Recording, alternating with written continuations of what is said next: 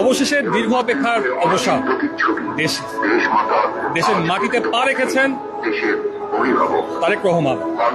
কিছুক্ষণ আগেই আমরা জানতে পেরেছি তার বহনকারী সেই বিমান সিলেটে এসেছে, সিলেটে পা রেখেছে। তারা সপরিবার, তারেক রহমান সহ তার পুরো পরিবার এই মুহূর্তে বাংলাদেশে অবস্থান করছে।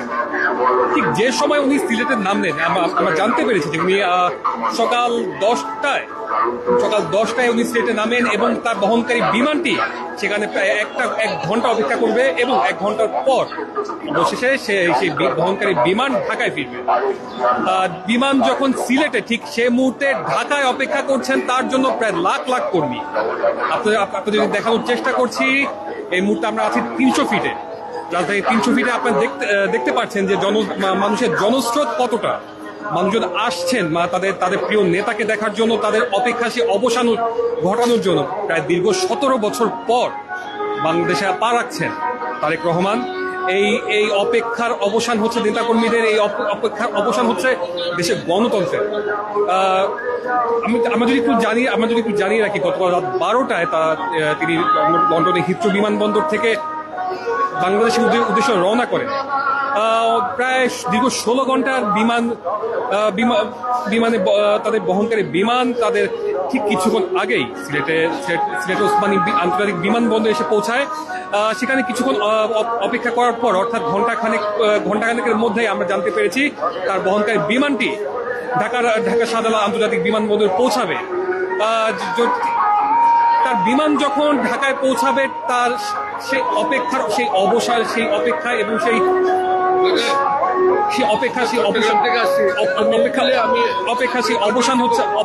অবসান হচ্ছে তাদের নেতাকর্মীরা। বাংলাদেশের বিভিন্ন স্থান থেকে লাখ লাখ নেতাকর্মীরা ঢাকায় এসেছেন তাদের প্রিয় নেতাকে স্বাগত জানাতে, বরণ করে নিতে। তারা এসেছেন তাদের প্রিয় নেতাকে, এতদিন যে মানুষটিকে তারা শুধুই মাত্র দেখে এসেছেন, তার কথা শুনে এসেছেন, সেই মানুষটিকে তারা আজকে দেখবেন। আমরা একটু জানিয়ে রাখি যে তার বহনকারী বিমান তারেক রহমানের সাথে রয়েছেন তার পুরো পরিবারই আসলে দেশে আসেন। এছাড়া তার সাথে রয়েছেন তার ব্যক্তিগত সহকারী এবং তার মিডিয়া ম্যানেজার সহ অন্যান্য মানুষজন। আমরা জানতে পেরেছি যে আর কিছুক্ষণের মধ্যে 11টার মধ্যেই তার বহনকারী বিমানটি ঢাকায় এসে পৌঁছাবে।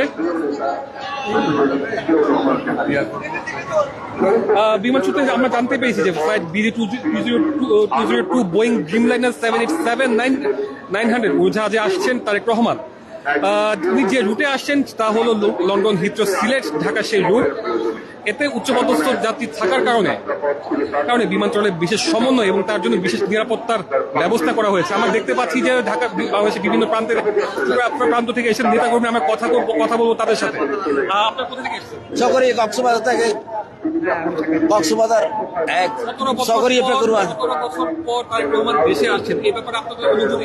এটা আমরা অনেক দূর থেকে কক্সবাজার থেকে এসেছি। ওরা তার জিয়ার আগমনের উপলক্ষে আমরা প্রচুর। আমি কক্সবাজার থেকে আসছি। বাংলাদেশ জাতীয় দল বিএনপির জাতীয় স্থায়ী কমিটির সদস্য, কক্সবাজার জেলার মাসুদ সাউদ্দিন আহমদ ভাইয়ের দিক নির্দেশনায় আমি যশোর ঝিগরগাছা থানা থেকে আসছি। কেমন লাগছে? খুব ভালো লাগছে। 17 বছর পরে খুব ভালো লাগছে, এমন আনন্দ আর পাইনি। আপনাদের প্রত্যাশা কি? তারেক রহমান এতদিন পর বাংলাদেশে ফিরছেন, তারেক রহমানের কাছে আপনাদের প্রত্যাশাটা কি থাকবে? দেশে শান্তি, নতুন করে শান্তি গড়ে আনতে, যে অশান্তির মধ্যে ছিলাম সেই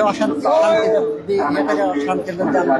দর্শক, আপনারা শুনতে পাচ্ছিলেন যে আসলে নেতাকর্মীদের প্রত্যাশা, তাদের তারেক রহমানের কাছে তিনি দেশে ফিরেছেন দীর্ঘ 17 বছর পর এবং তাদের প্রত্যাশা একটাই, তারা এই বাংলাদেশকে নতুন করে গড়তে চান। আমি একটু জানিয়ে রাখি যে আসলে তারেক রহমান দেশে আসার পর একটি কর্মব্যস্ত, প্রায় 3টা দিন অনেকটা কর্মব্যস্ত সময় পার করবেন। তিনি যখন দেশে ফিরবেন, দেশে ফেরার পরপরই তিনি আসলে প্রথমে এভারকেয়ারে যাবেন। সেখানে এভারকেয়ারে থাকা খালেদা জিয়াকে দেখে তারপর উনি 300 ফিটে অবস্থিত যেখানে লাখ লাখ নেতাকর্মী অপেক্ষা করছেন তাকে বরণ করার জন্য, তাদের সাথে দেখা করবেন এবং বিভিন্ন বিষয়ে কথা বলবেন। দর্শক, জানিয়ে রাখি যে আজকের এই তারেক রহমানকে বরণ করার জন্য যে সভাস্থল রয়েছে সেখানে উনি ওখানে সকল বিএনপির সকল নেতাকর্মী থাকবেন। তবে বক্তৃতা দেওয়ার বিষয়টিতে উনি একাই বক্তৃতা দিবেন বলে জানা গেছে।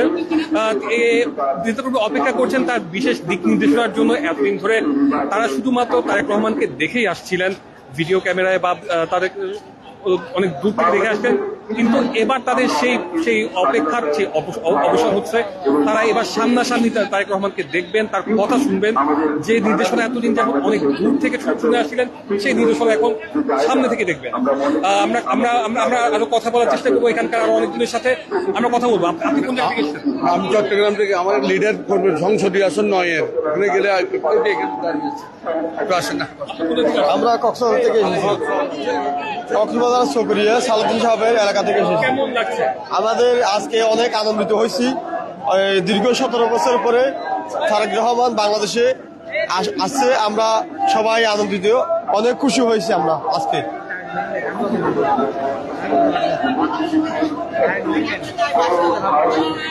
আপনি কোন জায়গা থেকে এসেছেন? আমি কক্সবাজারের চকরিয়া থেকে। আমরা আমাদের স্থায়ী করে মান্য বসে সালাউদ্দিন আহমদের এলাকার লোক। কেমন লাগছে?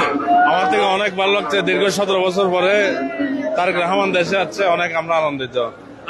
আমরা বাংলাদেশের ওই রাজাকার আলবদরকে দেখা দিতে চাই। বাংলাদেশ জাতীয়তাবাদী সরকার যেন মানে কি সরকার গঠন করে, এটা প্রত্যাশা করা মানুষ।